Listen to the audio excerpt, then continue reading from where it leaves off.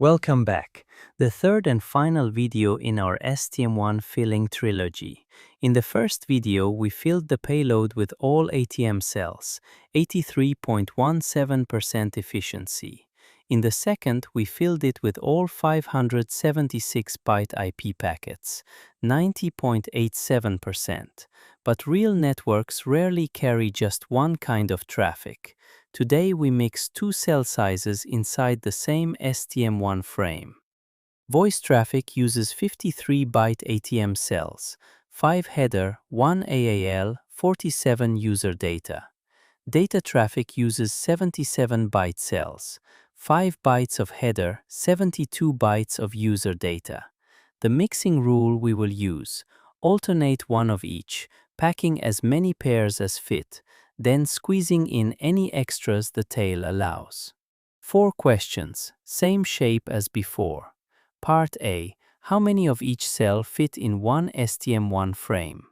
Part B: how many bits of actual user data does that give us per frame?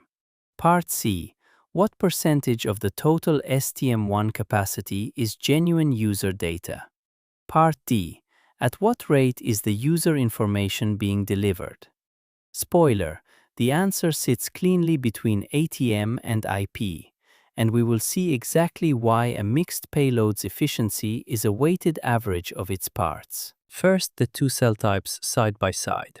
Cell type 1, ATM, 53 bytes total, 5 bytes of header for routing and error checking, 1 byte of AAL adaptation overhead inside the payload, 47 bytes of actual user data.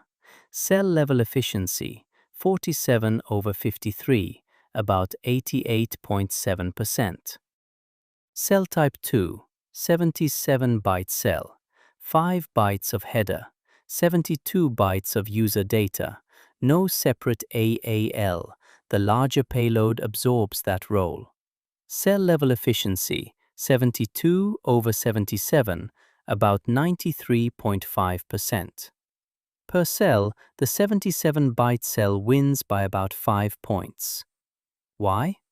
Same 5 byte header, but spread over a payload that is more than 50% larger. This is the same lesson from the IP video. Bigger packets amortize the header. But in real networks, you cannot just pick the biggest size. Voice needs small fixed cells for low latency. So you mix. The question is how the math works when the payload is heterogeneous. The alternating pair, one ATM cell plus one 77 byte cell equals 53 plus 77, exactly 130 bytes per pair. Each pair carries 47 plus 72 equals 119 bytes of user data. Pair level efficiency, 119/130, about 91.5%. Now, how many pairs fit in 2,322 bytes of payload? 2,322 divided by 130 equals 17.86. Round down, 17 complete pairs. Bytes occupied by 17 pairs.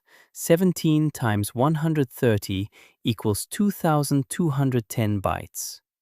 Tail remaining, 2,322 minus 2,210 equals 112 bytes.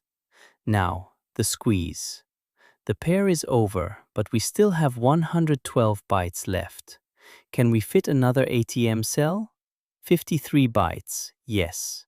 Can we then fit another 77 byte cell? 59 bytes left, no. So we add one more ATM cell, leaving 59 bytes truly unused. Final count: 18 ATM cells plus 17 77 byte cells per STM-1 frame. Used bytes: 18 times 53 plus 17 times 77 equals 954 plus 1,309 equals 2,263 bytes.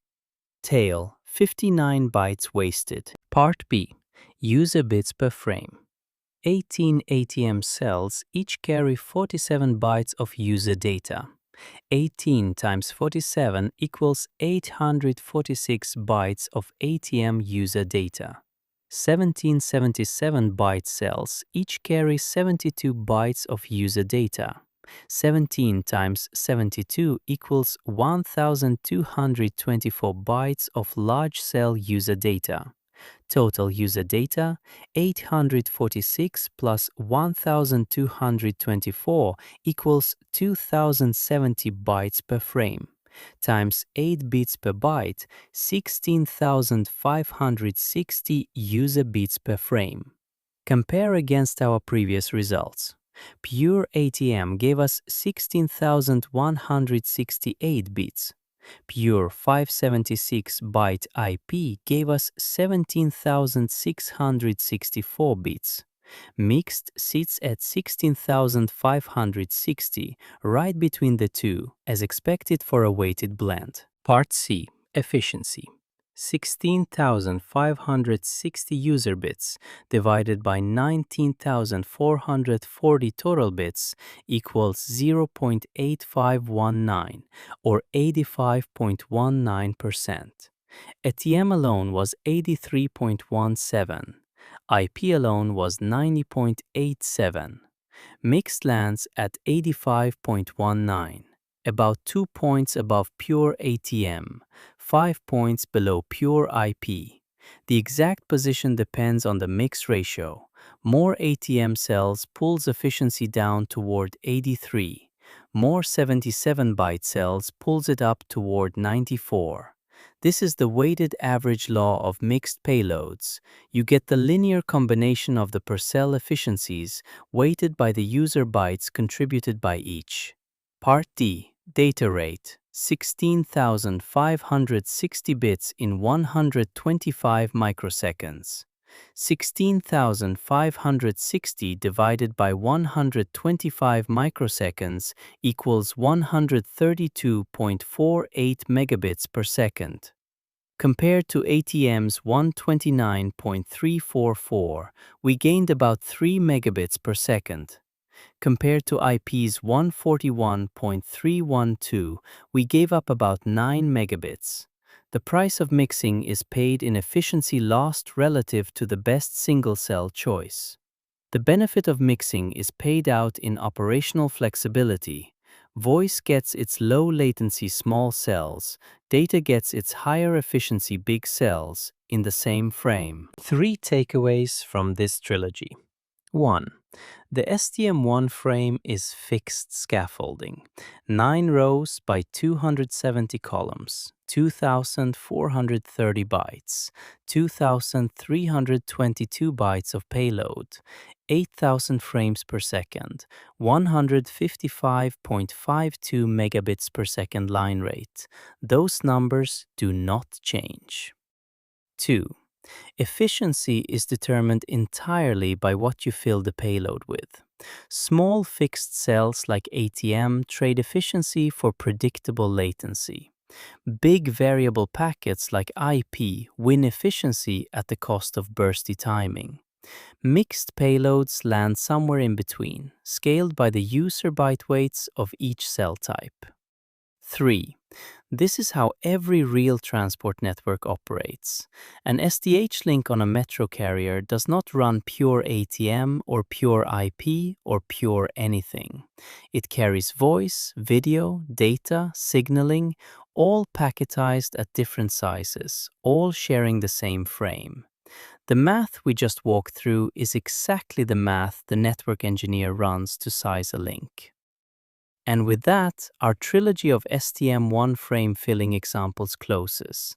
Same frame, 3 different fillings, 3 different answers, and a single principle behind all of them.